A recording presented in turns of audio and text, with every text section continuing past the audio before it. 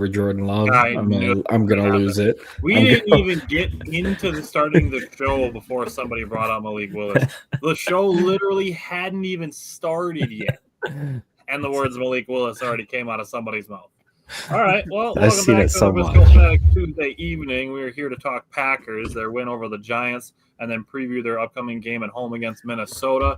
We're going to hit the intro, and then we're going to jump into the recap. Welcome to another episode of the Visco Fanatic Show, where we cover the Packers, Bucks, Brewers, and Badgers basketball and football teams from an optimistic and realistic perspective. Visco Fanatics is brought to you by Cardboard Legacy, Wisconsin's most complete sports card shop. Buy, sell, grade, and consign all at their location in Oshkosh. Alrighty, so Packers got back in the win column against the Giants, which is good to see. So obviously this is a game that could have been a little bit different, but we're going to talk about all of that. So we're going to have the full recap. We're going to start with the pass rush. Yeah, so I want to have a little discussion about pass rush because I feel like I know Bryant has some opinions. I'm going to keep it a little bit open-ended. I'm just going to say what I got to say, and I'm going to let you guys kind of talk about it because it's been something that needs to be talked about. So the Packers did get 2 sacks, both by Micah Parsons, both in very clutch situations. One on a 4th down in the red zone, and the other one really to end the game that forced a fumble. So those are the 2 sacks. Micah Parsons is just – that guy is just an animal, dude. Like if Myles Garrett didn't exist, everybody in the NFL would talk about Micah Parsons. And they still talk about him enough. Rightfully so. He's a monster. The guy gets triple teamed, doesn't get stopped. He's consistently every play he gets chipped by a tight end or a running back comes up and chips him. And then the guard comes over to help the tackle. And I like that Hafley moves him around, puts him, in the A gap, the B gap, kind of lets him decide where he wants to go every once in a while. But that guy is our pass rush, point blank period. Very we have another guy on the other side who wears number 52, which he needs to step up. Like point blank period, he needs to step up. You have a man that is literally taking 3 people's attention. The quarterback is looking for number 1, the offensive coordinator, the head coach, the running backs, the tight end. Everybody's looking for number 1 with a G on the side of his head. And 52, it just seems like it's nowhere to be found for majority of these games. And I don't mean to sound like I'm attacking Rashawn Gary. Actually, feel like I'm doing the opposite. I think that he could be better. I know that he could be better. I've seen him be better. And for this Packers team, which we've all complained, Bryant and I were going crazy on Sunday. I thought I was going to rip all my fucking hair out of my head watching this game. 2 drives specifically. They had 2 monster drives, one 14-play, one 16-play drive, where it was like we could not get off the field. And if Parsons doesn't get to the quarterback, it seems nobody else is going to get to the quarterback. Now, Enigbari, I'm not trying to steal any of your thunder, Tyler. He's been much better against the run. Much better against the run. Yeah. I love him against the run. He's been very good. And he does good at, taking the tackle and forcing the running backs to bounce outside. Very good. But pass rush leaves something to be desired. Now, I get that LVN hasn't played in the last few weeks, so maybe he could have been a guy last couple of weeks that could have, upped the pass rush or maybe gave Rashawn Gary a couple more plays off every game. I'm not sure if that's what the problem is, but Rashawn Gary needs to step up. So, Bryant, I don't know if you want to go first, if you have some opinions on it, but the pass rush needs to be better. Yeah, no, you pretty much hit it out of the park. Look, for us to only have 24 sacks on the season or whatever it is and be bottom third of the league, it's not good enough. Rashawn Gary is quickly becoming a cut candidate post June 1st next year. Because if you look at it, it's an $8 million dead cap, but $17 million in savings, $8 million the next year, and $19 million in savings. He is not living up to that contract. And he has 7.5 sacks on this year, but he just disappears for games at a time. Even when Micah Parsons isn't getting sacks, you can see him affecting the game.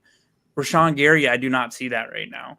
Another person that I think needs to step up, that he's coming off injury last couple games, but is Devontae Wyatt. I feel like has been kind of quiet and really hasn't been where we need him to be. And maybe we get LVN back and that helps a little bit. But I honestly, with the big contract we give to Micah, I'm not if Rashawn doesn't turn it on here, I don't be surprised if they designate him a post June 1st cut next year and save some money with him and Elton Jenkins and stuff and get ready to reload and pay some of these people that we need to pay. Don't get me excuse me, don't get me wrong. I want Rashawn to turn it around.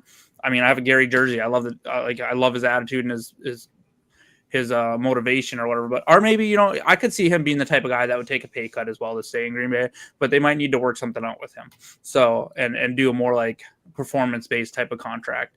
But he should have been well on pace to get his first double-digit sack season. He needs to get there, because he has Micah helping him. So hopefully he can turn the table here. He's still a high-energy guy. He's got to be better. Jake, is there anything else you wanted to say on the pass rush? Otherwise, I'm just going to go into the D-line. No, go ahead, man. Okay. I just knew Bryant had some thoughts, so I wanted to give him a chance to say. So I'm just going to jump in on the first the Rashawn Gary part of this. Now, I think Rashawn Gary is another guy who's been better against the run than in previous years. Very good. Yeah. That said, you bring up the sack numbers and that he's got 7.5 sacks or whatever it is on the season. This is like 5.5 of those came in the first 3 weeks. Yep. Like him and Micah were 6.5, 5.5, like third and fourth in the league after 3 weeks. That's the combo that we all and obviously Packers fans want to see. As far as Micah Parsons goes, like Jake said, he had the 2 sacks. He also had 6 pressures. Like Jake said, one of those sacks being a game ender. Also, I've seen him called one-dimensional in some media lately. Some of it being national media, who I'm confident doesn't watch all the games. But he also led the team in run stops this week. He had a team 5 run stops, and there was one play where it was kind of a long developing running play that the Giants broke off, and he was the one running downfield and making a tackle. So I don't think his motor quits. I don't think he's one-dimensional by any means. I think he might be 2-dimensional. I don't know that I'm, ready to be dropping him out in coverage, but that's just because he's so good at the line of scrimmage that you wouldn't want to take him away from that unless you're trying to do it once or twice a game just to try to trick a quarterback. Mm-hmm. Now, before I say the other part of how I'm feeling about the defensive line, I'm going to jump in on Devontae Wyatt. He only played 34 snaps this week. So I think that's part of why it felt like he didn't do a whole lot or that he had a quiet game. He only played about half the snaps. So that to me is like a thing where he's kind of still working back from his injury a little bit. And then I also, when we get into the coaching part of it, I have something that I want to say about Jeff Hafley as well. Other than that, this game to me felt like the Carolina game as far as the defensive line is concerned, in and of the fact that I don't feel like I noticed any of them are on the field. Yeah. The way the Packers played against the run is a problem. The first 10 weeks of the season, the Packers were one of the best run teams in the league. And then we got to the Carolina. Philly game was okay. And now we're at this game where it's like we were arguing last week about who's more of a mid running back or who's more, if Tyrone Tracy's more mid than Devin Singletary is washed. And they both played well. Devin Singletary didn't do that much. He had 2 touchdowns is the thing. Yeah, but nobody's going to complain that he had 2 touchdowns. That's 60% of their points. I'm just saying, like, I don't know. They were really close. It's not like he yardage wise, like 20 yards. I get that. 2 touchdowns. But he still scored 2 touchdowns, yes. But who got him there? It wasn't Devin Singletary. And again, I get that, but he still scored them. He finished them. Anyways, I'm going to say a couple of other things when we get to the coaching aspect, but we'll get there when we get there. So, Simon, you can jump in on the run defense and you can talk about the mid versus washed running backs. Yeah, Jake had to go say something about Tyrone Tracy. I guess it pissed him off. He played a pretty good game. He looked solid out there, and he ended up. This first half wasn't that bad. I thought. I think the first drive they scored pretty easily. They had some good running plays, and then they went a quarter and a half without me really thinking much of it. And then the second half, every run looked like it was like 4 or 5 yards at a time. And I think they had like a long of like 17 or something. But after that, it was like 4 yards, 5 yards, 6 yards, just consistently over and over again. And it became really hard for our defense to make a stop and get off the field. So Tracy, he went 19 for 88, which is pretty good. I I get 2 touchdowns, but I didn't like I don't remember Devin Singletary doing anything outside of that really that much. So he took 16 carries for 44 yards. I think Cooper was the only one that had a TFL the whole game, and the Giants forced 7 missed tackles on 38 attempts, and they had 142 yards on the ground. It's just not what this team needs to be. Yeah. So, Bryant, I know you have a stat on as far as the running back or the running game goes. Yeah, so when Quay Walker went out of the game, that's when Tyrone Tracy really became more effective. He was pretty much bottled up, averaging less than 4 yards a carry when Quay Walker was in. And then when he went out, he had something like 8 or 9 carries for 51 yards. So it went up to over 5 yards a carry. So Quay Walker, I will say Quay Walker missed a couple tackles on the first drive and are kind of over pursued the rushing lane, our running lane and stuff like that. But he came out and had a second better drive. But he's still, I wish he was a little more inconsistent, but he's still been a very solid, good linebacker in the NFL. So when he got hurt, he went out, and you could feel him off the field. So for overall for the linebackers, I'll say it was a pretty inconsistent game. Like I said, Quay made some nice plays, but he missed some. Luckily, it's just a stinger, so it sounds like he'll be all right. Hopefully, he gets back this week. He was hanging his arms. So I'm guessing he probably went numb on him. Edge Cooper was fine, but it's hard to if he wants to be the all-pro linebacker that we think he could eventually be, he has to make that tackle on 3rd and 15. And I know the announcers wanted to talk like they made a great, block here and there. It's like, no, dude, that play should have been blown up. He needs to wrap up. I don't know what it is with this team that they don't wrap up. You see Evan Williams flying in and try to smack somebody on a missed tackle. I've seen a couple guys try to jump at somebody and just push. Just wrap them up, dude. I don't understand it. Like, I get it that you're used to blowing people up in the college and everything. You're not in college anymore. These dudes are all very strong, very fit, and they want to blow you up just as much as you blow them up. So just wrap them up. You know what I mean? So he did later in the game. It was either him or Edge on like a 3rd or 4th down. They did a really good job wrapping the guy up and pushing it to the 4th down or whatever, and stopping him short of the line. So just wrap him up. I'm once again calling for Tyrone Hopper to get more snaps than McDuffie, or at least eat into those snaps. He had 8 snaps all year before last game. Look, McDuffie is okay, but he is absolutely a liability in coverage, and teams know that, and they target him. If you want just McDuffie on the field for first down because he's good at tackling and good at stopping the run, I can get behind that. But at some point, Tyrone, I feel like I get it. They see him in practice and stuff, but he's just more athletic. I just feel like he has more upside, and I want to see it. For example, I know we don't, we talk about it all the time. We don't, say PFF grades are the best, but in his 14 or 15 snaps, Hopper had a PFF grade of 65, which is above average. McDuffie had a 47.7, and that's consistent, across the board when you look at his stats and stuff. He's in coverage. He's just bad. He doesn't turn around. As much as we can say that's a really soft PI, that's how they call it in the NFL. When you don't turn around, you see Bullard make a play later in the game where he's making contact with the wide receiver at the end zone, but he turns his head and gets his hand in there and makes a play on the ball. They don't call it because he makes a play on the ball. McDuffie's just running the guy into the guy's chest. Turn around and you probably intercept the damn ball. Also, McDuffie, I don't know what he was doing on the other play that Bullard was about to intercept the freaking ball. He sees the ball deflected. He looks over and he sees his Bullard and he still runs into him. I know you're playing fast, but you need to be able to break that off. Bullard holds onto that ball if McDuffie doesn't truck him.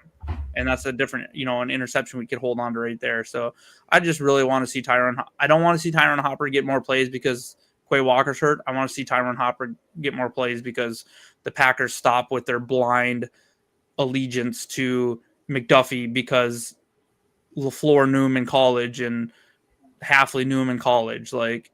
He's fine for 20 snaps a game on running downs. I'll give you that. But I want to see more, get Hopper out there. We drafted him in the 3rd round. That is a 3rd round draft pick that we're refusing to play.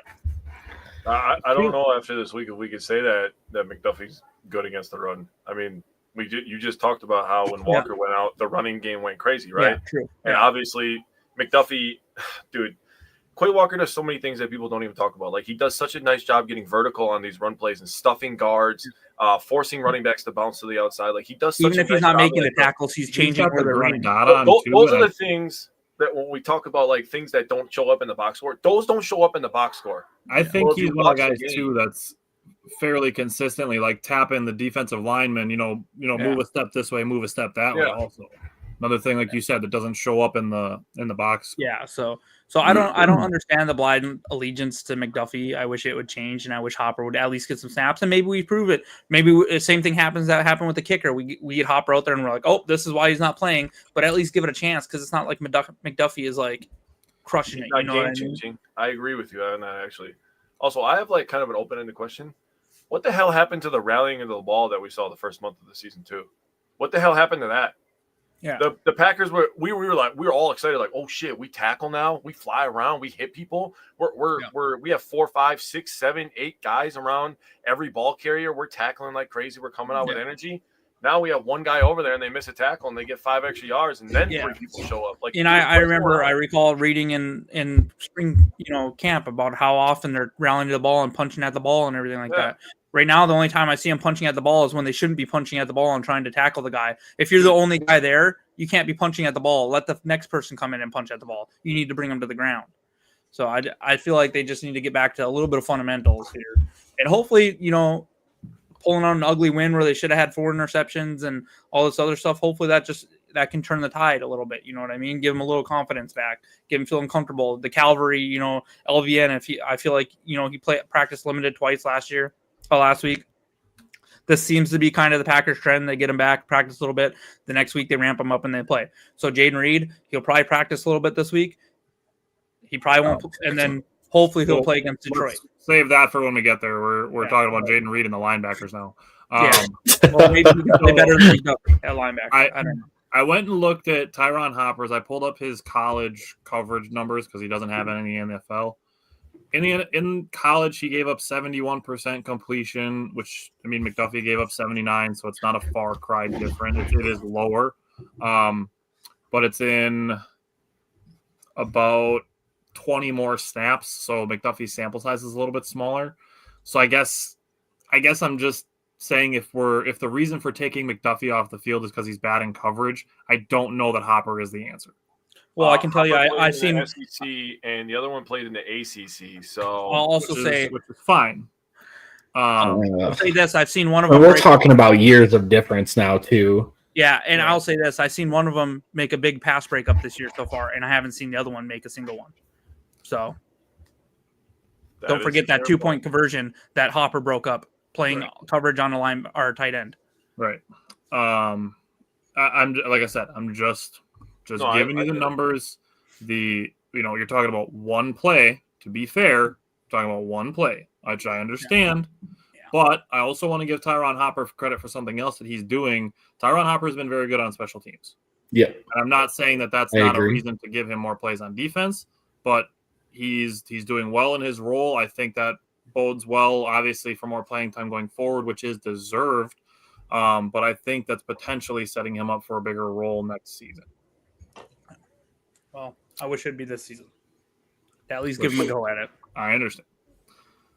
I'm not saying he'll become this shutdown coverage type, but I feel like he can at least stick with them more, and maybe that, even if he's not getting thrown at, he's closer to the proximity, and that might stop that quarterback from throwing the ball there versus, you know what I mean? I feel like Hopper's faster too. Like I might be wrong on that. Absolutely faster. I feel like he's faster.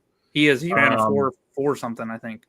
Steve asked me to look at Hopper's second to last year. He had a lackluster final year. Honestly, if you look at his coverage numbers, there's a lot of missed tackles. He gave up 70% in his final year, and he gave up 72.4% in his second last year. So he was pretty consistently giving up about 70 to 72%. I guess he ran two pass breakups a year. He ran a 4.5 at his pro day, so he was quicker at his pro day than he was at the combine. But he's definitely quick. He's definitely faster than Isaiah McDuffie. DJ Shannon asked how we're liking Micah. We love Micah Parsons. He is our He's I would say our best player and our second most important player. Yep. That's yeah. You can make an argument that he's the most important. You could make the argument, and I would hear it.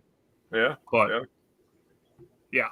he's 1,000% our most important defensive player. Oh yeah. The only other person who is in consideration is obviously the quarterback. But okay, so Jake, 4th and 3rd down defense. I don't know why I said 4th down defense first, but 3rd and 4th down defense. Maybe you should start with 4th down defense. Yeah, I was gonna say that. Better. You might have said it correctly this week, man. That's fair. So overall, we let them go 7 for 14, which that's not great. 11 of their 14 attempts on 3rd downs were from 3rd and 6 and in. That's not great for us. That's not great. In the first half, they went 1 for 2 in 3rd and short area, 1 for 1 3rd medium, 1 for 2 in 3rd and long. That's 3 for 5 overall in the first half, and you're like, all right. Then second half, they were like, yeah, we're gonna up the aggressiveness a shit ton here, and they were doing some things and stuff, and they were touching us in places that we didn't want to be touched, and it was bad. Everything was uncomfortable on Sunday. It was terrible. 1 for 2 in the 3rd and short, 3 for 6 the 3rd and medium. The 1 3rd and medium that we stopped was the interception. They had an entire drive where they went for it on 4th down 3 times, and they got 2 of them. So that sucked. The one that they got stopped was a sack by Micah Parsons. So quite literally would not have stopped them on that drive if Micah Parsons didn't play for the Packers, which is insane. And then they had a final drive where they converted 2 3rd mediums and a 4th down, and they scored a touchdown. That was the Jameis Winston touchdown. The Giants, they did a really nice job of staying ahead of schedule, especially in the second half, giving themselves 3rd manageables all day, it felt like. I wrote down adding Quaid leaving the game. Poor tackling, poor angles, poor execution on the defense pretty much all day, and you get what you get, where Jameis Winston, to me, kind of feels like Jacoby Brissett, where the Cardinals' offense obviously is much better without Kyler. They play on timing, play on schedule, and people were laughing at us. Oh, my God, you almost lost to a backup quarterback? Their offense is way better. Did you not just see what he just did last weekend? Set an NFL completions record. Yeah. That was crazy. Jacoby Brissett can play ball. 450. He's not going to be considered a franchise quarterback, but he's damn near going to be considered one of the best bridge quarterbacks. I'll give you that right now. You could say the same about Jameis Winston. He could take that same career path where he goes to 3-4 teams over the next couple of years, and he's a bridge quarterback for a year, and he leads you to some wins. He might even sneak into the playoffs one year because he's a guy that's thrown 30 touchdowns in a year. Case Keenum, guy like that. Yeah, he's good enough to do that. So that was a weird place to be, David. Well, I wouldn't know from experience. Maybe you could tell me something about yourself. I don't know. But Jameis Winston, he was accurate. There was a couple passes that were you can't guard it. Honestly, can I jump in and just say something? If we weren't playing against Jameis and the Giants this week, I feel like all 4 of us are wanting Jameis to do well. Oh, dude. Absolutely. Oh, yeah. I love Jameis Winston. Yeah, he's a great dude. He's a great guy.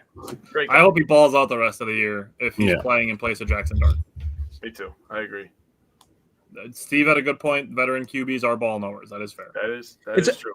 Green Bay's ran into this weird thing this year, though. They've ran into this weird thing where they ended up having to play Joe Flacco instead of Browning. And Burrow, but instead of Browning, like if we would have played Browning, I don't think that game's even. I know we won by like 9 points, but it's definitely not close at all. No, I think Brissett has that team playing way better than Murray did, and I think we would much rather play Wilson, who is wildly inconsistent, than we would have rather played Winston, because Winston brings a wild card to the whole thing too. I mean, we gave the disclaimer last week that he might throw 5 touchdowns or 5 interceptions. Yeah, he was obviously somewhere in between there, but so it's kind of weird. Like everyone's like, "Oh, you played the backups." It's like, honestly, we probably played a worse situation than if we would have just played who they wanted to go with. David made a good point. There were 5 interceptions. I was going to say the Giants definitely got the Jameis Winston experience because there was a couple of close calls. They like I was telling you guys, like that game could have been like 40-14 or something insane. Yeah, If Carrington Valentine's hold on to those 2, and then if Isaiah McDuffie doesn't tackle Bullard, we'll get there. All right. Simon, how did you feel about the Packers secondary? I thought they played pretty well this week.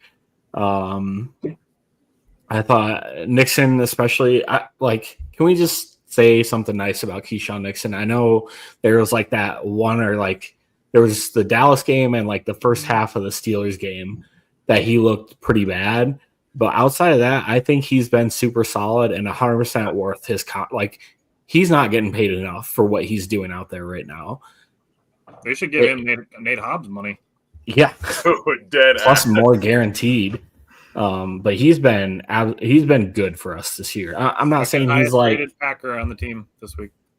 Yeah, I believe it. So he had 4 catches allowed on 7 attempts for 40 yards, 2 pass breakups, but he didn't allow any yards after the catch, which is stellar. I mean, he was stopping the dude as soon as they caught the ball.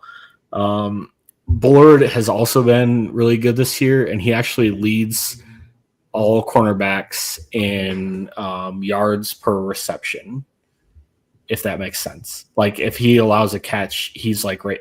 It's like a full. Sorry, go ahead. You're talking like the least amount of yards given up. Not the least amount of yards, the least amount of yards per catch.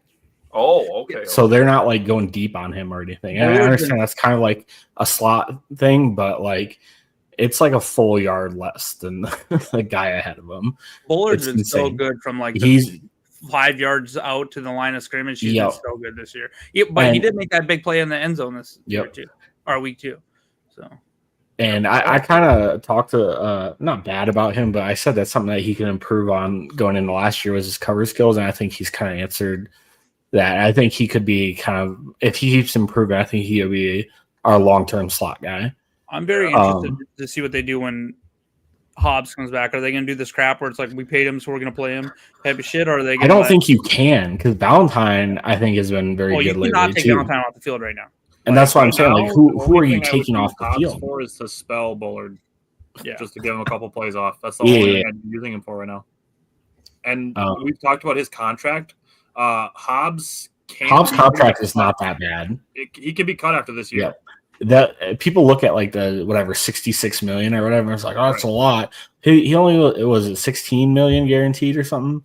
It was a pretty low number. A third of it was guaranteed, I think. Yeah, it was a really low number. So if we cut him pre-June 1st next year, it is 12 million dead cap. So we have to pretty much So it's not great. But we can roster him next year. I mean, he's not good, but he's like viable. And then I don't think they keep him like long term. He's definitely like a stopgap guy, but until they figure out the outside corner situation. And in defense, and the optimistic view we can take on Hobbs is he was injured in camp, didn't get as much time with, and he hasn't been fully healthy this year yet. So maybe he just hasn't settled into this defense yet, and there's still hope. But I don't think that's something we try to figure out this late in the season. That's more like, okay, we'll give it a go again next spring, and maybe he turns it around, you know. So we'll see too. I mean, like there's a lot of stuff like we don't see in practices and stuff, and how he's actually feeling. And so I mean, there's a lot of ball game left. Yeah, I'm honestly not flailing about his contract. I'm not out there like rioting that we signed him to a contract. I don't think it's that bad of a situation. Other than that, McKinney allowed 2 catches for 9 yards. He had a pass breakup. Bullard allowed 1 catch for 11 yards and a pass breakup. Valentine had, unfortunately, 2 dropped interceptions. Like I said, the Giants definitely got the James Winston experience. It was just he kind of lucked out on a couple plays, and otherwise his stat line could have looked very different.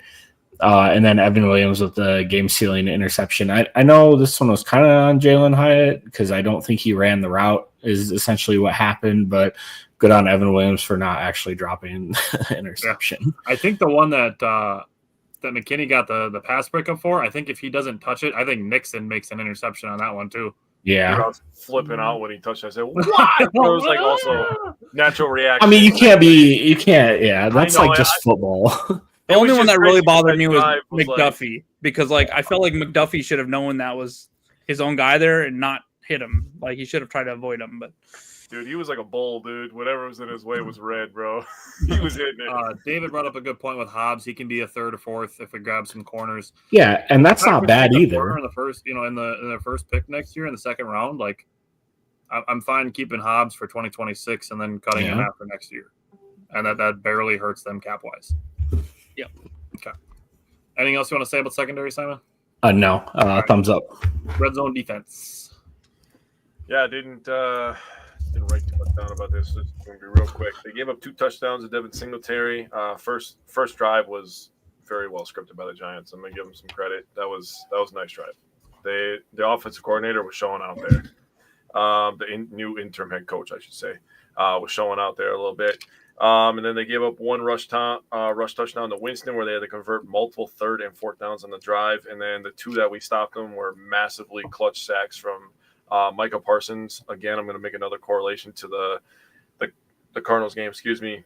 They don't win this game without Micah Parsons, just like they don't win in Arizona without Micah Parsons. That's all I got. All right. I just want to say Steve brought up, do you think the near picks were more about Jameis, or is it possible a sign of the DB sitting on routes more? Honestly, I think it's a little bit more Jameis. I mean, the one that we just talked about with McKinney and Nixon, that one was a little bit overthrown. The one that Bullard almost had that McDuffie knocked away from him was tipped. I mean, the one from, I don't know, the one from Valentine where he dropped it and he started freaking out first when he should have just been locked in and tried to find the ball. I think that was just Valentine making a play, to be honest with you. I think he was sitting on that route. So a little bit of I guess you could say it's a combo of both, in my opinion, Steve. I think that's to Simon's point that you got the full Jameis Winston experience. Yeah. Before Bryant talks special teams, I just want to talk about Jeff Halfway, and I just want to throw something out that I'm going to put a pin in before we get to the previews. The Packers got beat at what they stopped by, we talked about the 2 running backs who we believe aren't that good. Yeah. And then I did pull up the coverage grades and coverage numbers. Depending on where you look, if you look at PFF, Nixon leads the NFL in pass breakups with 11, with second place being DJ Turner with 10. If you look on Pro Football Reference, they're both tied with 14. So either way you look, Keyshawn Nixon does lead the NFL in pass breakups. So good on him for that. Okay. Yeah. Carrington's been so good. I think I just looked at it because it's like, I don't recall anything against him. He was only targeted 3 times. They gave him 1 catch for 8 yards in that game, and he almost had 2 interceptions. Like, he's been so good. You do not take him off the field right now. Agreed. I agree. Agreed. All right, Bryant, how do you feel about special teams? Very special. I don't know what else to do at this point with special teams. Like, I'm so fed up with it. The kicking, I get it. They're like, oh, it's windy. Okay, well, the only kick that Koo missed was a 48-yarder extra point. Why is his extra points going in, but ours can't go in? I get it. The laces were in on the one, so that messes it up. But the other one was a bad miss too. And just like, dude, hit your extra point, especially in that kind of game. I just don't. I'm really scared we're turning into like a few years ago at kicker, or before we signed McManus last year, and it's gonna cost us games going forward if this doesn't get straightened out. Hopefully McManus, yeah, it has exactly. But hopefully McManus gets healthy, gets back, and people can stop being like, "Put this." There's one person that I won't say his name, but he's like, "Why isn't the substitute teacher out there?" It's like, bro, that is him. Like, are you watching the game, or I put in my notes that Bisaccia is in a lose-lose situation with kickers unless whoever he puts out there makes everything. Yep. And I'm kind of over Bisaccia. And as far as the returning game, teams are starting to kick away from Savion. They kicked Bo Melton a couple times this week. And I was talking to you guys. I know you don't want Keyshawn out there because he's number 1 kick or CB. But at this point, put him out there because then they're probably not going to kick to him anyway. And they're going to kick to Savion, who's been – I mean, the dude's – I feel like he gets past the 30-yard line every time he gets the ball. Like, he's just very consistently getting past that. And teams are going to start kicking away from him for sure. So, Bo Melton, I mean, he's fast, but I don't feel like he can do kick returns. I don't know what it is. I feel like he doesn't quite have the vision for it. It's a vision. Should be nitpicky, but just kind of. So if people start to take away Savion from us, who, by the way, I'll talk about him. He had a big in a little bit, but he had a big game or a great game again too. But just in the few chances he gets, but I do got to give kudos to Whelan because he had a fantastic game, some big punts, and that final punt that he did that pretty much, it ended the game. The game was over when he gets that punt to where he hits it. The game is over right there, right on the sideline too, like a 60-yarder right on them. Oh, yeah, they had it was going to already be tough for him anyway, but he put it right on the sideline where the guy still had to catch the ball. Yeah. And he didn't have, and like it wasn't in the middle of the field where the guy could have went left or right. We knew he was either going out of bounds or just coming a little bit to the left. So it really helped the coverage team. Like that was just an absolute amazing punt. And then he had a 60-yarder earlier in the game. So, a really good job. He got a game ball from Matt LaFleur. Like when you can flip a field like that, just absolute weapon. Did you know that Daniel Whelan's the highest graded punter in the NFL right now? Oh, nice. So, yeah. His inside the 20s he had struggled with, but that's a lot of times because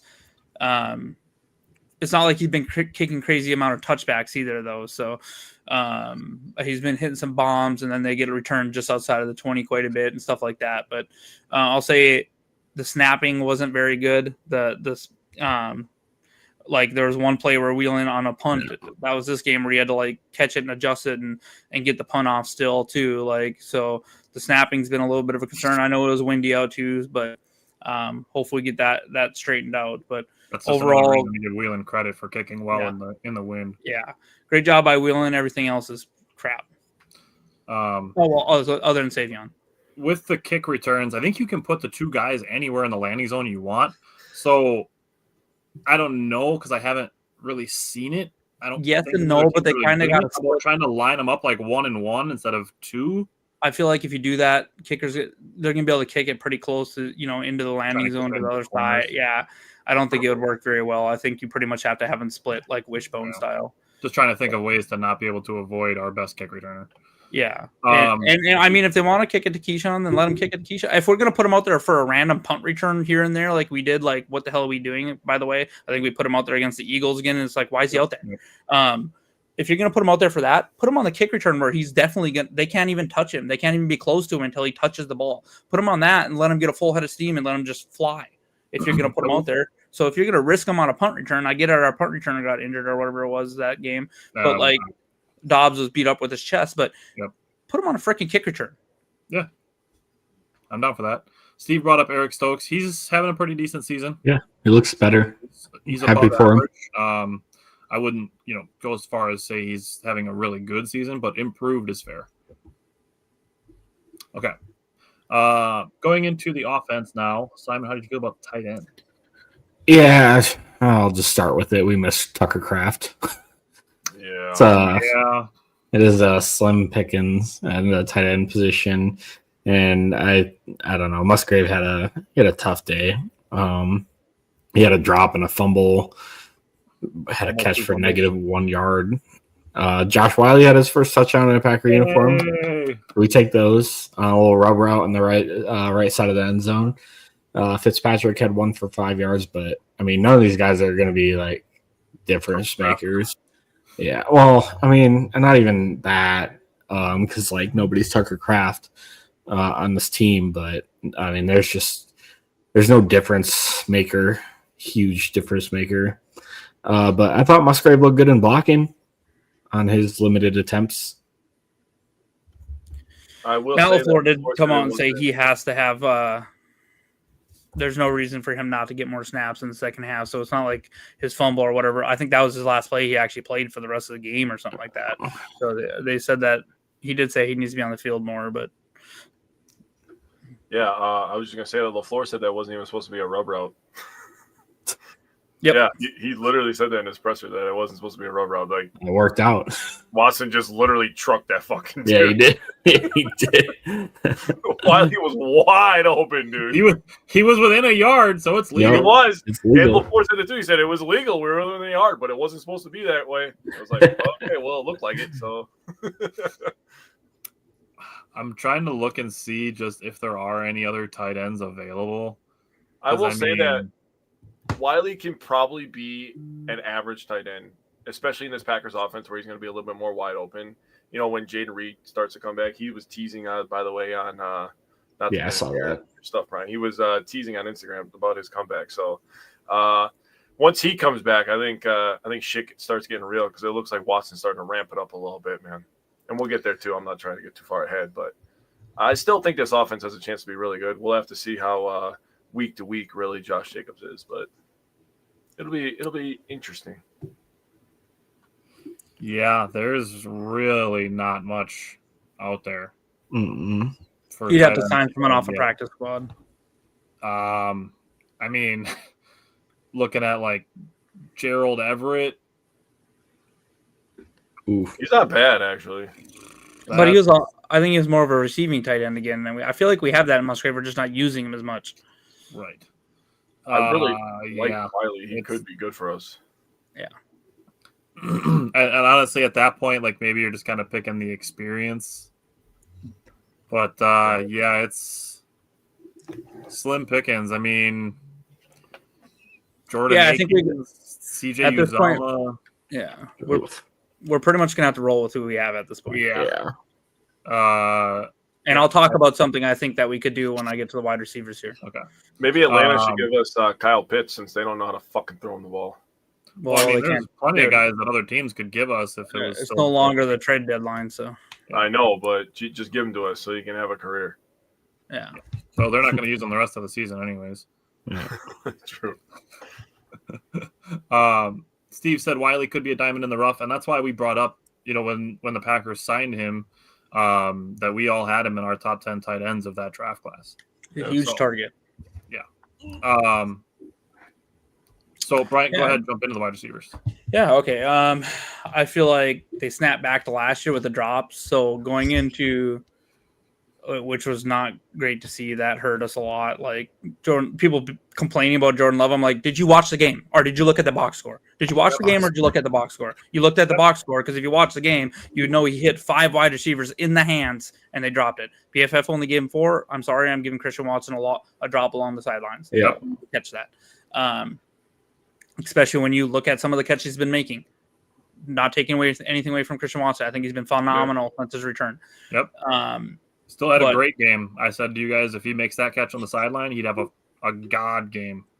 Yeah, so the Packers have played 10 games. And the first 9 games of the season, they had 5 drops. This weekend, they had 5 drops. So it's hopefully it's just a blip on the radar and it goes away. I'll say so despite the drop, Watson played lights out. 2 extremely clutch, tough, contested touchdown catches. Love to see that. I mean, that throw from Malik, I don't know how he catches that ball on all the traffic in the guy's arm there. Like, that's an insane catch. Even Matt LaFleur, said that he went to Malik and was like, be honest with me. Did you mean to throw it to Dobbs or were you going to Watson? And Malik was like, I didn't even see Dobbs coming across the face. So he meant to throw it to Watson, but that was an insane catch. And then the game winner, I mean, or the ultimate game winner was just a sick throw and catch. Also, insane throw. Just awesome. Matthew Golden didn't get many targets. He needs to get more targets. I'm sorry. He had 3 targets, and in those 3 targets, he had a big catch on 3rd down, and he drew a big pass interference call. People are complaining about him. It's like he played 13 snaps. He needs to play more than 13 snaps. Okay, that's where the injury question comes in, though. So, was he on a snap count? But then going on to Savion, so I don't know if you guys heard, but Savion Williams, Matt LaFleur said when he walked down, and he's like, it's not every day you see your starting kick returner in a walking boot the morning of the game. And he was like, are you going to be good to go? And he's like, yep, I'm fine. So Savion Williams arrived at the game in a walking boot and then makes that huge catch. Look at that. He can run downfield. Thank you for sending him downfield. So in his 2 snaps. Oh, I have plenty of downfield thinking. So he had a big play. Rough game by Dobbs, but it was a nice bounce back after those first 2 early drops. He did come back and make some nice plays. And then Wicks was extremely quiet, just the 1 catch and the 1 drop, unfortunately. But what I'm thinking is this team needs to start. Reed is about to be back. There's too many good players in that wide receiver room not to have them on the field. You might need to start running some 4 wide receiver sets and just change stuff up because we no longer have Tucker Kraft. Get these players on the field, spread it out and let this shit fly, especially if Josh Jacobs is out. At this point, let Jordan Love rip it. I'm sorry. I want Matthew Golden, Jaden Reed, Christian Watson, and Romeo Doubs on the field at the same time because go ahead and point me a team in the NFL that has 4 cornerbacks that are and safety duos that are going to cover that for any amount of time. And also, our offensive line, their best trait is pass blocking. They're not as good in run blocking. Their best trait is pass blocking. So if you can get more wide receivers and more just spread it out and go back to this raid offense, it might be time for that. Bryant, I can't say how happy it makes me to hear you speak in my fucking language that I've been saying for what it feels like 4 fucking weeks. Yeah. So Steve said I've heard more good things about Justin Fields in his time in the league than I have about Jordan Love. It's crazy. Everyone wants more targets for so many players. We had 8 drives. The defense needs to get off the field and not give up 15-play drives. Our tempo doesn't give us enough bites at the apple. Should speed things up.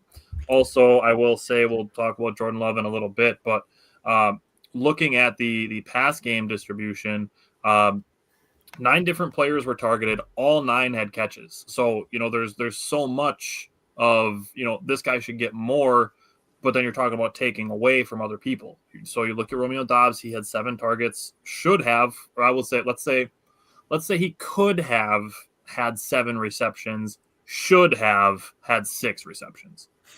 Yeah. I'll agree to that. One of them was in a super tight window, did still touch his hands. I feel like if you asked Romeo Doubs, he'd probably say, I should make that catch. That would have been a really, really tough catch, but we've seen him make tough fingertip hands catches like that. The other 2 drops. Christian Watson had 5 targets, should have had 5 receptions. He had 4. If you look at Christian Watson, and he would have had 5 catches for about 69 yards and 2 touchdowns. That's a monster game. Yeah. Now, the breakdown of the depth of the throws. Jordan Love had 0 throws behind the line of scrimmage. Now, I'm not saying it has to be 0 every game, but I'm glad it's not 7. Jordan Love had 7 throws from 0 to 9. Both of the incompletions were drops. And then he had a touchdown to Wiley. He was 5 for 8 from 10 to 19 with 2 more credited drops, which I think could have been 3. And he could have been 8 for 8 on those intermediate throws. And then he was 3 for 5 on 20 plus. You could add a drop there for Christian Watson and a catchable ball that I think he threw to Matthew Golden. Love could have had an absolutely bonkers game. Yep. And I'm going to talk more about that when we get to Jordan Love. The Matthew Golden ball, I do feel was catchable. Jordan Love put it in the perfect spot, in my opinion. And again, we'll get to that. But looking at the way the game was broken down, the depth of the throws was just so much better. And it felt like Jordan Love had a really good game, even though he only completed 15 out of 30 passes or 15 out of 26 passes. 24, sorry.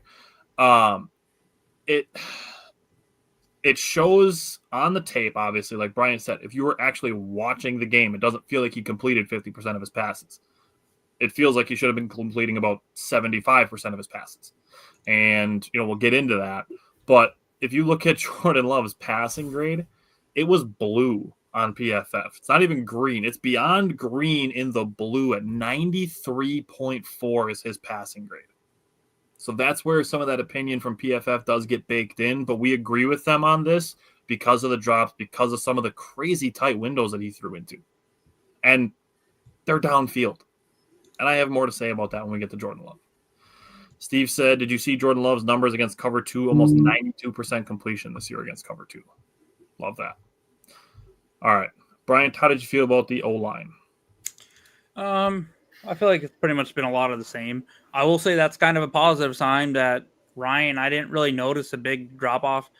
He got blown up a couple times. That's going to happen when you're going against a top 3 person at their position in Dexter Lawrence. I mean, the guy's a monster. Same for Jordan Morgan. He got blown up by Dexter Lawrence too, but Dexter Lawrence is a beast. I thought overall they played fine for the most part. I didn't see a noticeable drop off between him and Jenkins. There was a couple snaps where I'm like, ooh, that was a little iffy.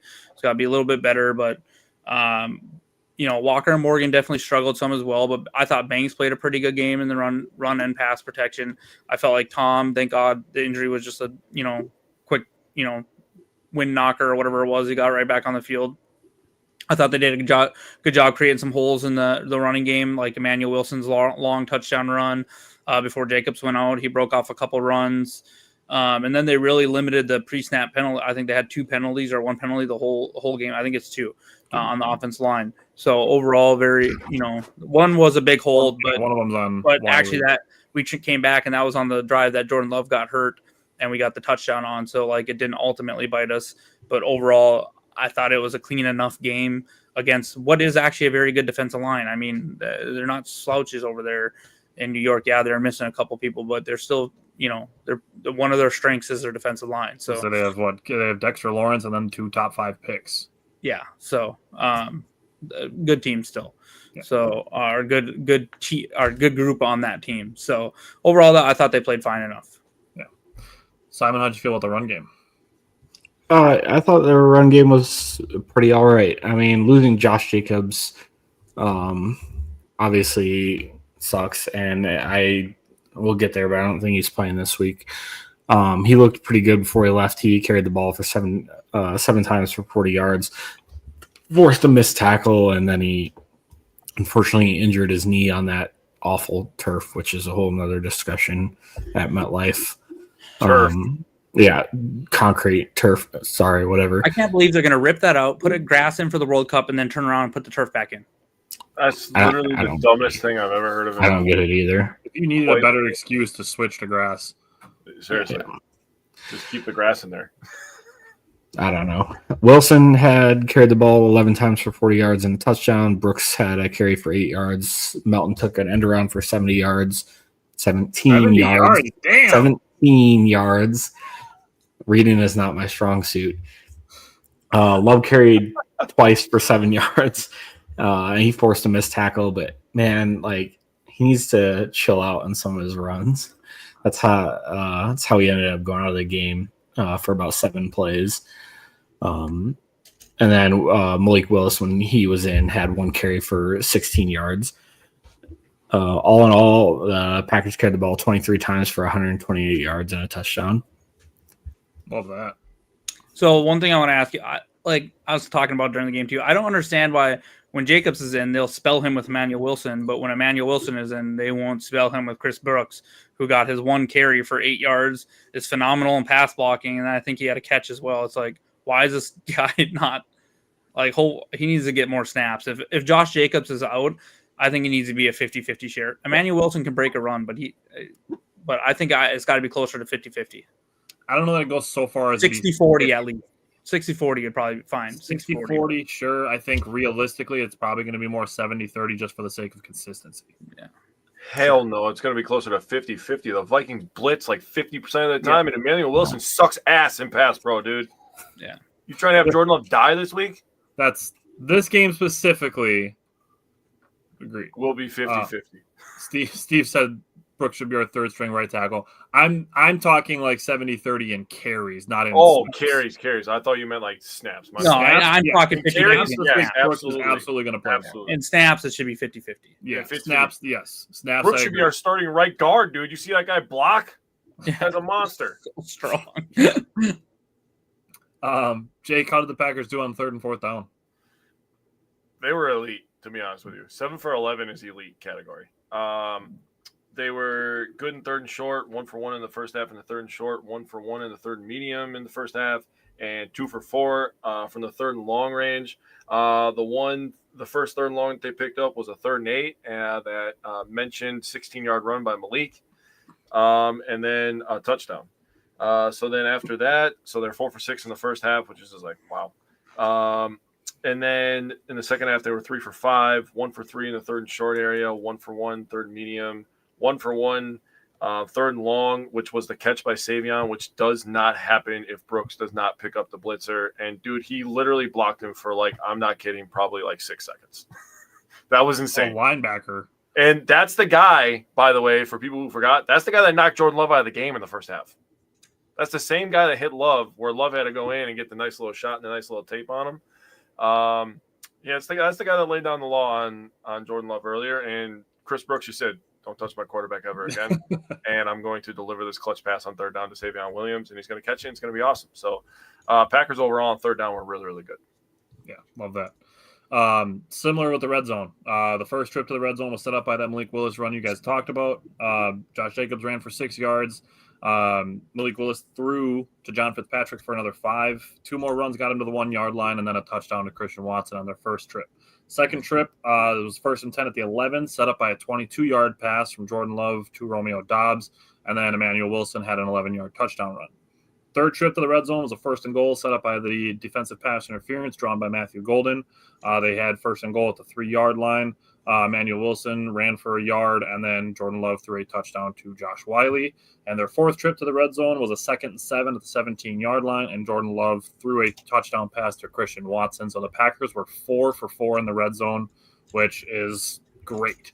Love to see that. Even with that snap to Jordan Love on the touchdown to Christian Watson being not a great one, which I understand. You know, we talked about Sean Ryan getting blown up by Dexter Lawrence. It's got to be a little bit nerve-wracking being in your first full start at center and being like, all right, fuck. Now I'm looking across at Dexter Lawrence, of all people. So, not that it excuses bad snaps, but it makes it a little understandable that there's some bad snaps where you're thinking more about what you have to do after you snap the ball versus getting the ball snapped into Jordan Love's hands, which I'm sure Matt LaFleur is going to be talking to him this week, and as well Adam Stenovich and Luke Butkus. So that'll be something definitely to keep an eye on going forward. Going into the coaching and time of possession, the Giants dominated the time of possession in this game. Yeah. Which is crazy that the Packers were still able to win this game by 7. And then you talk about this, and I'm going to jump into the coaching aspect of this. You guys can tell me if you agree or disagree. I think this was Matt LaFleur's best game plan since the second half against Pittsburgh, and I think it was his best full game plan since Washington. The way that they moved the ball offensively, the way that they tried to move the ball offensively, instead of all this dink and dunk bullshit. And I will say, I know that I've been asking for 30 to 35 pass attempts for Jordan Love. I understand with him getting banged up that number was lower, but it still felt like they were actually being intentional about pushing the ball down the field. That's what makes me feel that this was a better game plan, because that's what Jordan Love's strength is. His best games are the ones where he lets him sling the ball downfield.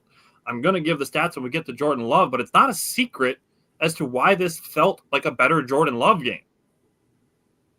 Now, we're talking about without some drops and without some missed extra points, we're talking a potentially a 33, 36 to 20 final score, and we all feel much better. Now, the other thing I'm going to say, something that I said I wanted to see proven to me before I believed it was possible, is the Packers won an ugly game. That was something I wanted to see. I felt like the losses they had to Carolina and Cleveland were games that were made ugly. I think the Giants made this game kind of ugly. Obviously, the drops made it ugly on their own, as did potentially dropping some interceptions that also made the game ugly. So the Packers, made it ugly to win that way. But, I mean, the Giants, the third downs, Giants possessing the ball, running the ball with 2 running backs that we did not have a lot of faith in last week. This was an ugly game. The Packers won an ugly game. I think there should be 0 complaints about Matt LaFleur this week. Let me jump in real quick. So the reason that I complain about LaFleur, because in football, it's not like any other sport, obviously.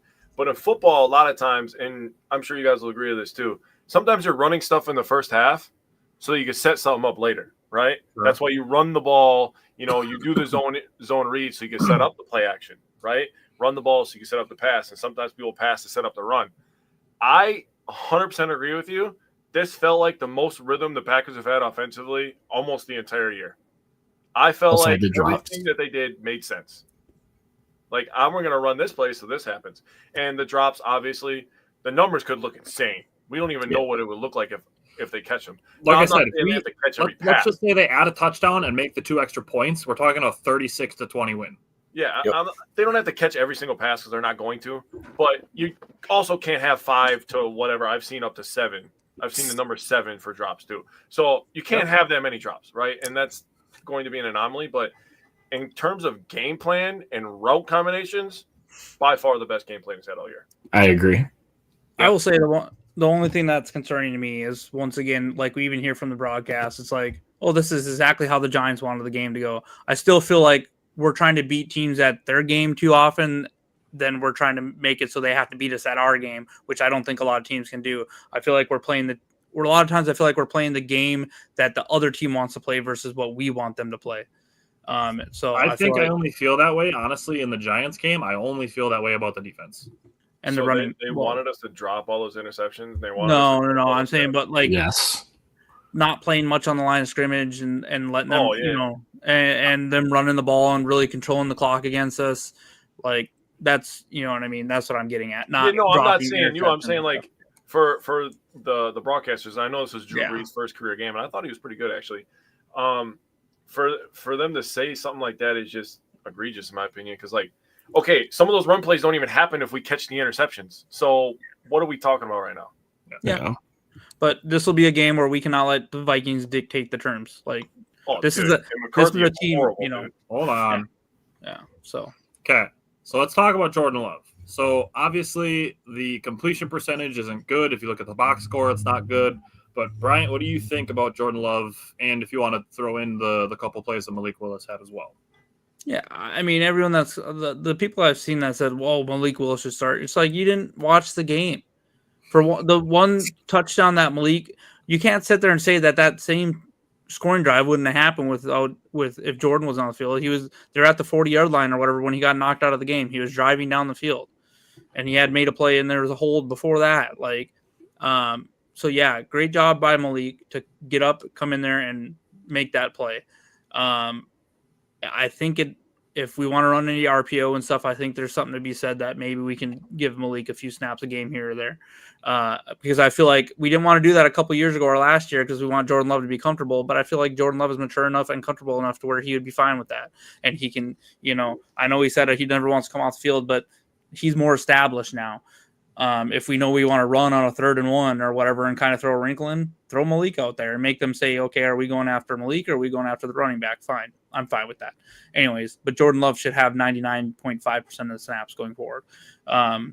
Anyone that was like, thinks that Malik Willis should start over Jordan Love, they don't know ball, quite honestly. Like, they don't know ball, because if Malik Willis was this great person, why is no one throwing a bunch of picks at us at the trade deadline to get Malik Willis? I had that argument with someone yesterday.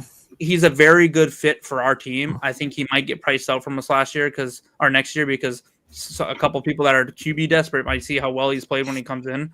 Don't be surprised if he goes there, doesn't ball out, and he ends up back on our team somehow, and the next year or something like that. Because I feel like he's very good to come in and do what we want him to do for a game or two and run the ball.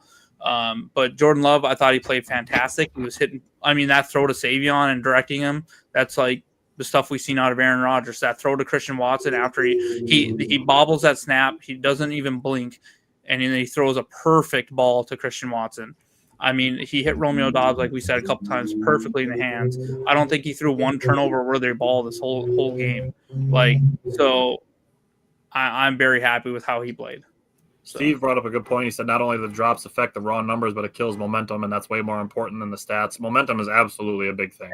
And there's people like, oh, he's a turnover machine. He's throwing 15 touchdowns and 3 interceptions. What are you talking about? That narrative that's a busted narrative. It's just factually incorrect at this point. So he's near the bottom. He's like bottom third in turnover-worthy plays too. Yeah. So none of this stuff makes sense that people are saying. And he's had those drops. He's still top 10, and he's still top 10 in yards thrown for this year. Yeah. Like, it's not like he's not having a solid season. Yeah, maybe he doesn't have the touchdown numbers we have because our offense went stale, and we want to see that get better, and he's a big part of that. But I think we can all agree that the game plan against Carolina was god-awful, and the game plan against Philadelphia was god-awful. That's not really on Jordan to a certain degree. He's got as many touchdown passes as Daniel Jones. Yeah. He's got one less touchdown than Jalen Hurts. He's got 2 fewer touchdowns than Baker Mayfield. I mean, guys that have played 11 games, there's a handful of guys that have played more games than him, but he's got more touchdowns than Caleb and Trevor Lawrence. Yeah. And I mean, plenty of guys that have played more than he has. The thing is, there's a couple of quarterbacks that are absolutely balling out, like Matthew Stafford's having an MVP type season. Yes. You know what I mean? But other than that, the next person high, is Dak Prescott at 21. Like, it's not like Jared Goff also has 21. So, like, Drake May has 20, but he's played an extra game, and he's got 5 interceptions. Rodgers has 19 touchdowns. He's got 7 interceptions. a couple of them are really bad off his wide receivers. Some of them are tipped passes, which is fine. But, I mean, Justin Herbert, guy in his draft class who's played 11 games, has 19 touchdowns, has 9 interceptions. Look, Mahomes, 18 touchdowns and 6 interceptions, leading a 5-5 team. Josh So Allen is people just need to 18-7. Like, Nix is 18-8. Sam Darnold is 17-10. Yeah. Tua has 17 touchdowns. He's got 13 interceptions. Yeah. So I mean, there's plenty of guys out there committing way more turnovers than Justin Love. People just need to chill out on Jordan Love.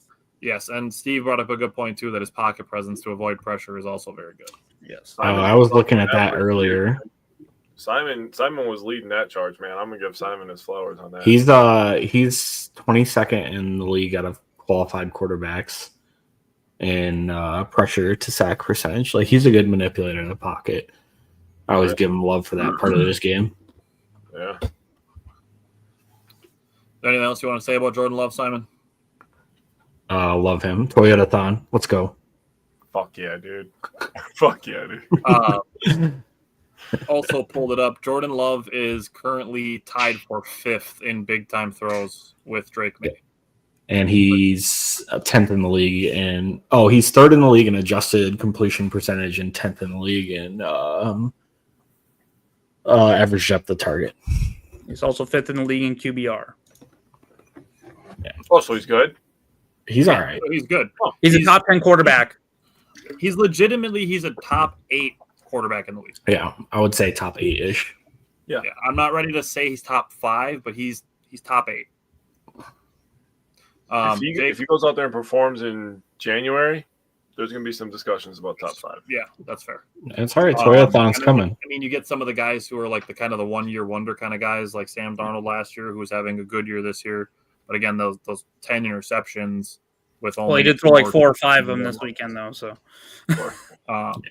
get a couple of bad ones. I mean, Daniel Jones this year, those kind of 1-year wonder type things skew things a little bit. But Jake, how do you feel about Jordan Love? This was the most accurate he's been all year. I think the route combination, along with the game plan, was just having him out there. I do agree with Steve that the Packers and Jordan Love are so much better when they play with a little bit faster pace.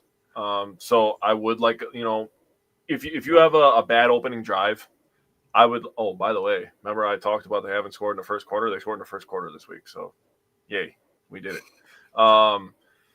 So my prediction came true, but also just allows him to kind of get into the rhythm a little bit sooner, I think. Also, he is the master of fuck it, somebody's down there throws. The master at those, dude. He's just like, go farther away. Make this one harder for me. Like, what, dog? Just chucks it up off the back foot, and I'm just like, yeah, somehow, some way, one of our guys is coming down with it. I don't know how it happens, but it's exciting every single time. Jordan Love was on one on Sunday. Honestly, if it wasn't, his numbers could look crazy, but I thought he was really, really good. Steve's kind of stealing our thunder, talking about getting rid of quick pressure in the pocket. There was a couple times where Morgan got beat early in the game, and Love just completely made the defensive lineman whiff on him, and then delivers a strike that was dropped on a 3rd down by Dobbs, unfortunately. But he was really good. Jordan Love was really good on Sunday, and I feel very good that everybody likes to clown him when he has a bad game, because you know what that means? That means that they've seen him be pretty freaking good. So when he's bad, they have to pile on. Yep. Yeah. Like you guys said, Jake said, just Jordan Love threw some dots this game. The drops make his stat line look bad, and if you didn't watch the game, you might think if he had a bad game. However, if you have eyes, you'll know that Jordan Love threw a lot of really catchable balls. PFF, like Brian said, credited the Packers with 4 drops. I think the number is closer to 7.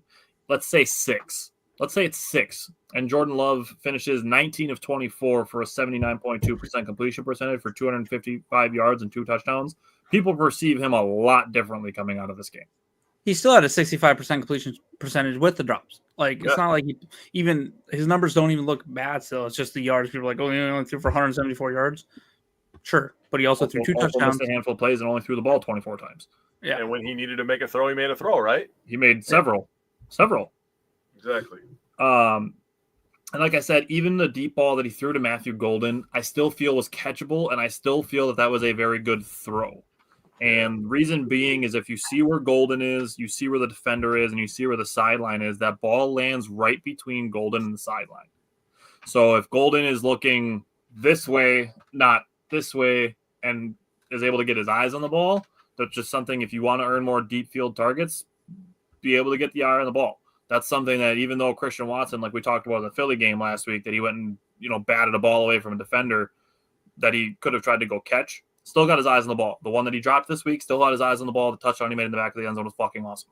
Christian Watson always has his eye on the ball when he's downfield, even if he's not making 100% of the catches. That's an opportunity for Matthew Golden where I feel like Jordan Love put that ball in a place where only Matthew Golden had a chance to make a play on it. So this is a crazy correlation, but did you guys see Nick Saban talking about who he used to recruit for wide receivers and DBs? What players he used to try to recruit in high school? He talked about how he used to try to recruit baseball players because they were better at tracking the ball while running it down in the outfield. And I was like, that is a crazy thought that I never thought of. And that's maybe something where Matthew Golden could improve on a little bit. I think it's an opportunity to improve, and I'm not complaining about Matthew Golden. I still think he has opportunities and can deserve more opportunities and more targets and stuff. But that's one of those things where if Matthew Golden goes and makes that play, then we're talking about like, okay, Matthew Golden needs to be on the field a lot more versus Matthew Golden has an opportunity to learn. Yeah. Two other things with Jordan Love. 3 big-time throws this week, like Bryant already said. 0 turnover with his plays. He had 3 big-time throws. That is the second highest in 2025, only to week 1 for Jordan Love. This makes me so happy. His average depth of target was 13.6. Jeez. Fuck yes, dude. That is his second highest in 2025, only to week 2 when it was 15. In week 1, it was 13.0, so it was very close. But, I mean, this felt so much better for Jordan Love, and it's not a secret now we're all talking about. He threw great balls. He threw downfield. Like, he made great plays. Like, it's not a secret. It shouldn't be a secret. Jordan Love is a weapon. Please stop making him throw behind the line of scrimmage 7 times, and from 0 to 9 yards, another 7, and then being like, oh, he threw 35 times. Yeah, and half of them were from 10 yards and in. So, much better this game. I have no complaints on the way that Matt LaFleur called the game offensively. I'm much happier with the way that this game went. And like I said, without the drops, this stat line looks much different. And we're talking about, hey, is this one of Jordan Love's best games of the year? Okay. Moving on. Bryant, what are you looking for from the Packers defense against the Vikings offense on Sunday at noon? Yeah, so I think our pass rush just has to be very disruptive. JJ McCarthy is making his 6th start in the NFL. He's been sacked 15 times. He's only completing 52.9% of his passes, and he's thrown 8 interceptions versus 6 touchdowns. If we can get him the wheel spinning in his head and make some rush throws, I really feel like we can, create some turnovers. The one thing I'm worried we're going to do, and we've done this with a lot of people, is we're just going to play soft coverage and get them a bunch of easy completions. Like, look, any starting quarterback in the NFL, if they have time, if the pass rush isn't getting home and we're giving them easy completions, they're going to complete that ball. They are NFL caliber quarterbacks. They are in the NFL for a reason. Most of them will make those throws. I do not want to see us do that. I want to see us dictate, get up in their face. Don't be scared of JJ with this huge because guess what? If we're making the pressure, JJ McCarthy has already shown that he's not very accurate. He was overthrowing Justin Jefferson quite a bit. Underthrowing Addison. Yeah, so exactly. So just we need the pass rush to be just on fire right away. So need that. The linebackers need to prepared to cover Jones, and when Jones is running the ball, be very careful because, as we know as Packer fans, he can bounce that ball outside quickly and gain a big bunch of yards on a big run. So they have been pretty effective running the ball, so linebackers will need their support there for sure. Look, this team has been awful on third down. They're converting 31%. Get them to some third and longs, they're going to struggle. And then they have a -9 turnover ratio. So, I just feel like I need Lambeau Field to be loud, and I need our defense to come out on fire, and I think we'll be fine. So I looked up JJ McCarthy's numbers. He's faced Chicago twice, Atlanta, Detroit, and Baltimore. But to be fair, this is a team that just went into Detroit and beat Detroit. So if we overlook them like we did the Browns, the Panthers, and whoever else, we can lose this game. So There's zero chance they're overlooking a division rival. You would hope. Zero chance. Especially one that beat us twice last year. Yeah. I will say McCarthy's numbers, unfortunate last week. The Vikings were credited with 6 drops. Yeah. Now, that said, JJ McCarthy is awful under pressure. Like, super awful under pressure. As far as, like I said, those opponents that I just brought up, Micah Parsons is far and away going to be the best pass rusher that JJ McCarthy has ever seen at any level of his career. So he's seen Adrian Hutchinson. I wouldn't say far and away. Hutchinson's good. He's very good. Not Mike Parsons, but he's very good. Anyways, this to Jake's point that he was making earlier, and I didn't want to bring this up because it's part of what I have in my preview notes, is I feel like it's been a few weeks since we've had a big game from Rashawn Gary. So if there's a game where you want to try to take advantage of JJ McCarthy, and I'm also going to bring this up in the coaching aspect of this, but this is also a game where I need Lucas Van Ness back, not only for his pass rush ability, but also for his run stopping. I think that's something that could have massively benefited the Packers last week when they were getting beat by the run. It's something I don't think he's still not gotten enough credit, even after you see what he's done earlier in the year and after his absence. But he's still not getting enough credit for how good of a run defender he's been. So I want LVN back this week, and then I'm hoping that Devontae Wyatt is healthier and playing more than 34 snaps, about 50% of the snaps. Steve, I'll let Bryant touch on that when we get to injuries. But Jake, what are you looking for from the Packers defense? Okay, so I'm gonna say what I gotta say, but I just started looking up JJ McCarthy's stats, and he cannot throw deep, dude. Holy hell, he is bad deep. Deep left, he's 2 for 10. Deep center, 1 for 5. Deep right, 2 for 6. That's ass. That's real bad. I was going to bring up some sack numbers. Bryant did that already. They've given up plenty of sacks, turned the ball over plenty. They also don't force many turnovers on their defense. They somehow have less forced turnovers than our defense, which is insane to think about. Oh, wait, maybe they have the same amount. I don't remember. They either have one less or the same amount.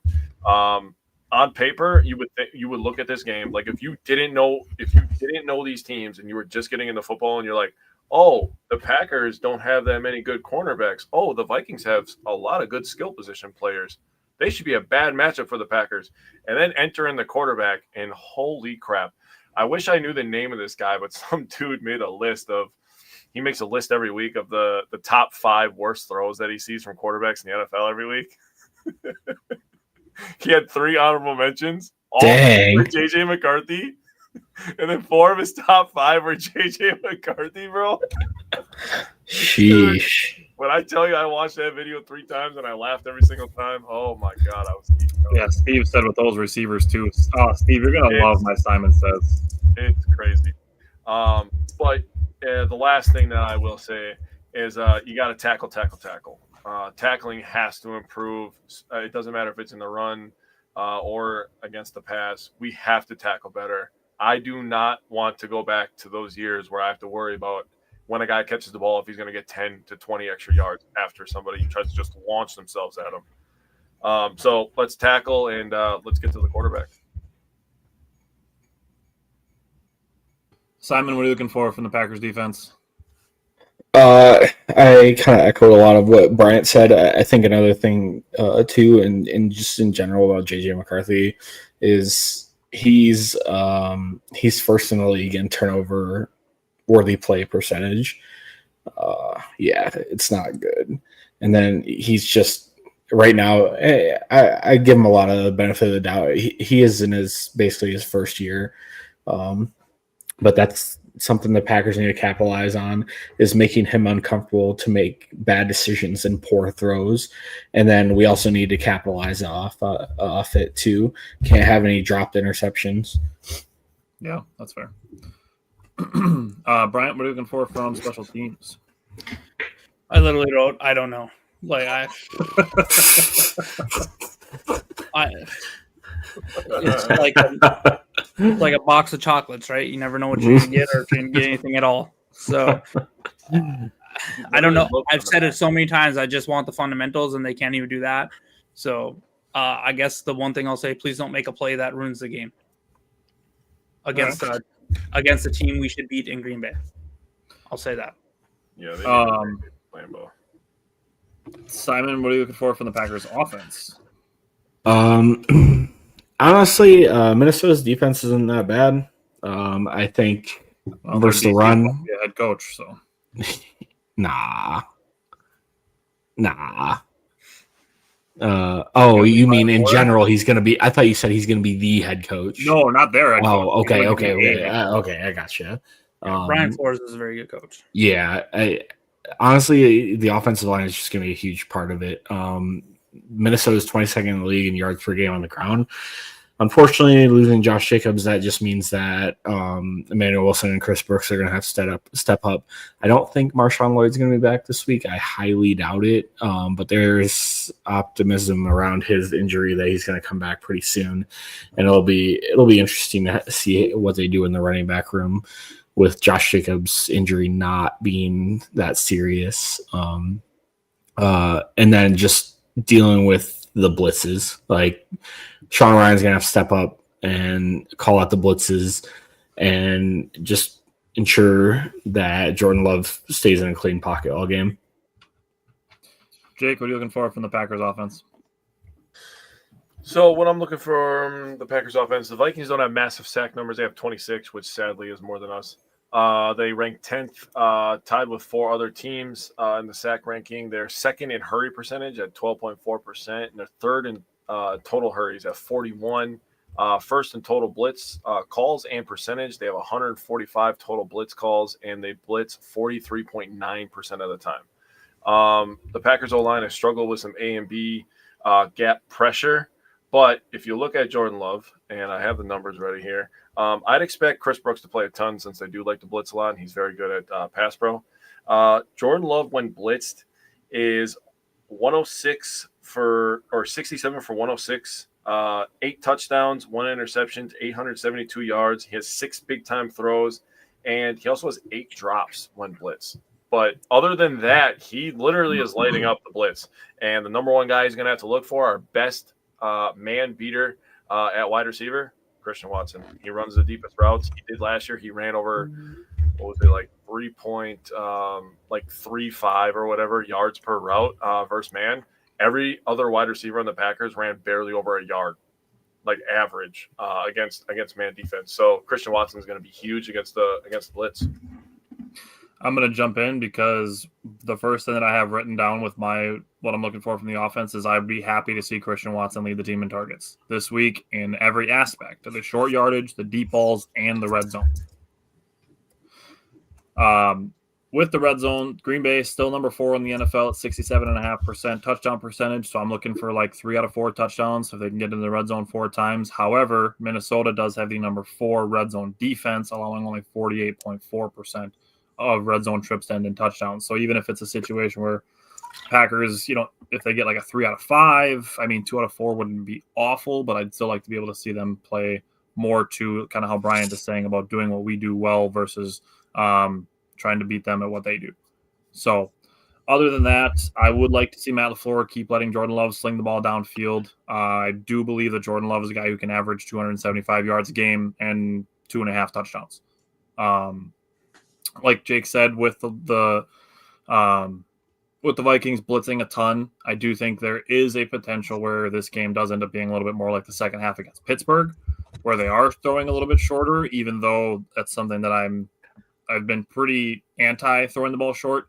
If it's to negate pass rush, that's a little bit different because that does end up meaning that it is easier to get to the second level once that happens.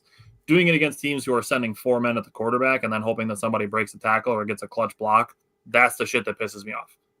So if they're sending extra guys and like Jake said, they're playing a lot of man coverage, then it's different. Then it's like, okay, let's go down and get downfield, trust the protection, and let Christian Watson. And maybe this is the Matthew Golden game that everybody's been wondering about. Bryant, what are you looking for from the offense? Yeah, so Vikings secondary is decent, is solid. However, Byron Murphy and their safeties have struggled. Harrison Smith is still, we've seen him kill us several times, but he's not playing like, he's older now, put it that way. They've given up 14 touchdowns, only have 3 picks. So I feel like if we catch the ball, I think Jordan Love can have a very efficient game. Like something like a 75% completion and just very efficient type of game.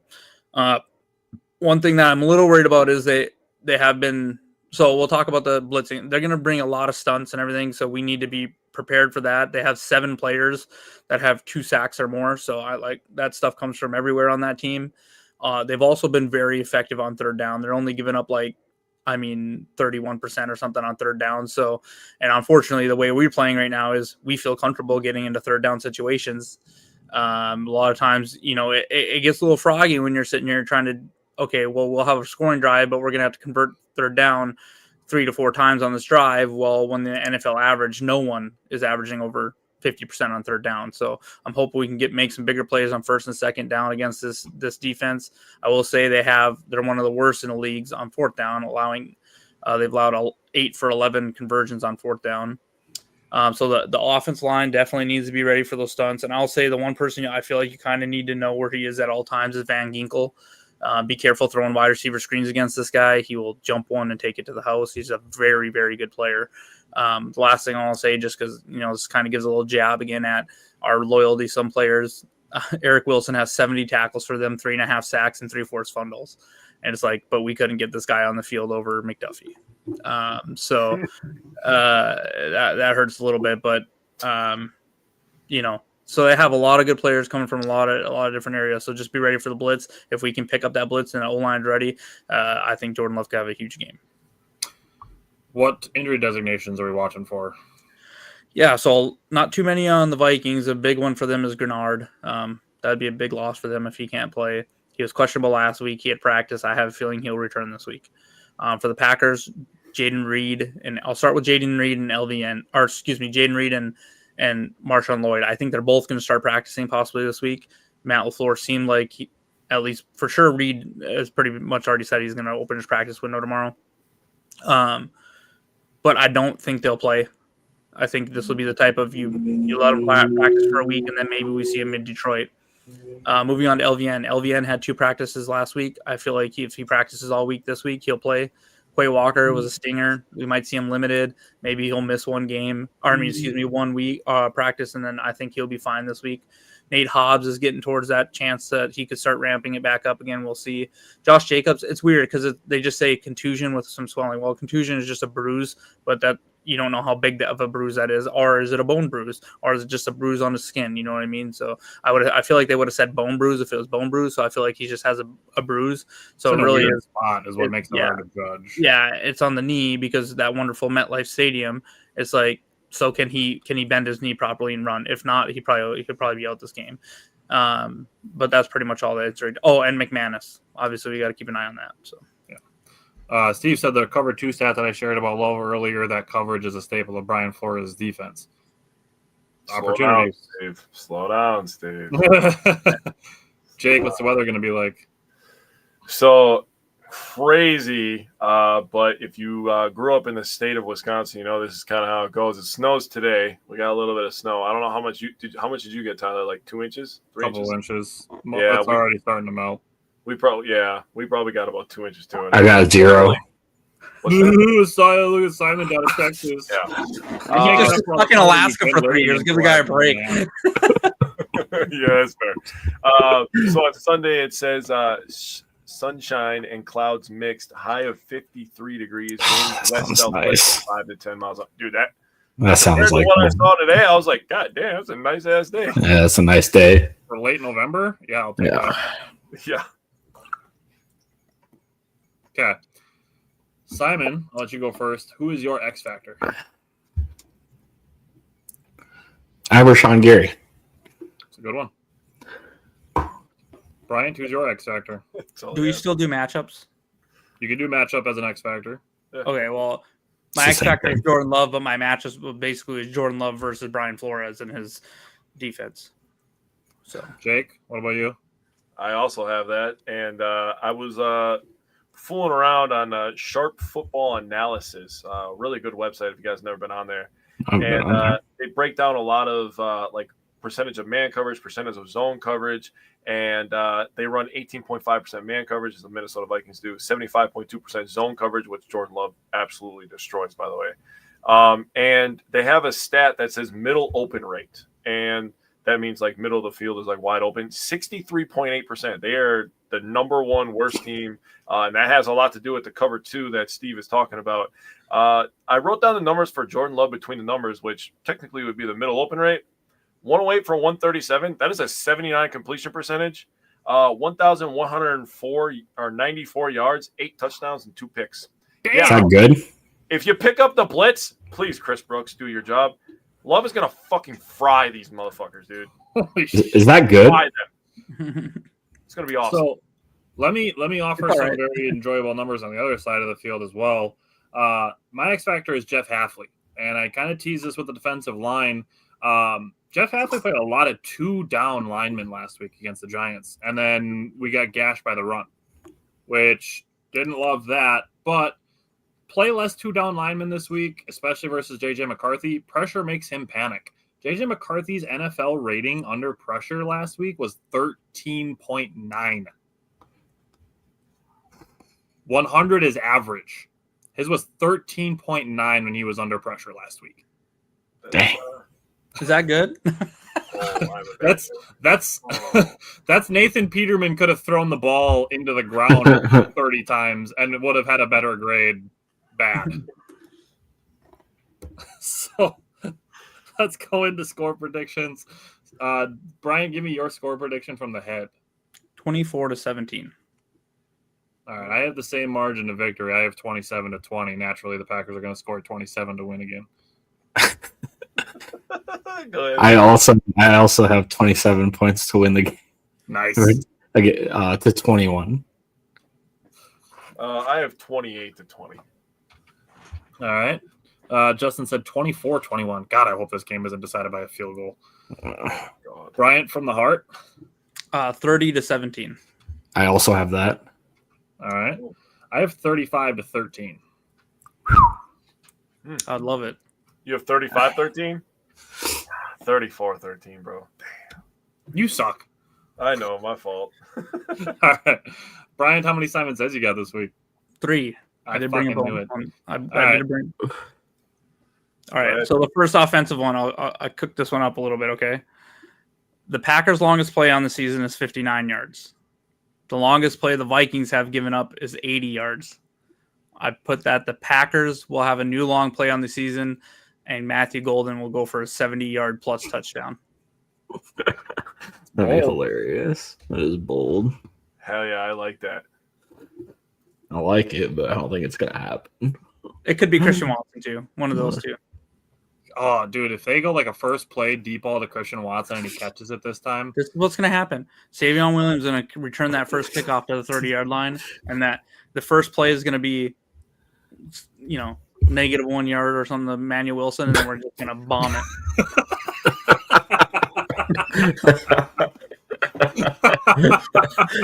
Now you're starting to get a little too realistic, Brian. Dude, if the first play goes for -1 yards to Emmanuel Wilson, I'm going to be sitting there laughing my ass off, and everybody around me is going to be like, what the fuck are you laughing at? Dude, you need him to get 1 yard and then the pass to Watson, because then it'd be a 69-yarder. Yeah, but then I wouldn't hit my 70-yard prediction, but 69 would be fine, too. That'd still be new long. Yeah. We'll compromise for a 69-yard touchdown. Yeah. All right, Jake, you got an offensive one? I do. 4 different players catch a touchdown pass. Ooh, I like that. But 4 different players catch a touchdown. Yeah. That's so I'm going to mine plays off of what I've been wanting to see from the offense. Mine is that Jordan Love's average depth of target is in double digits, and has 2 touchdowns of 20-plus yards. Ooh, I like that. 2 20-yard touchdown passes is nice. That would be pretty sick. I like that. All right, Bryant, you got one for defense? I do. I put that the Packers get their first defensive touchdown of the season.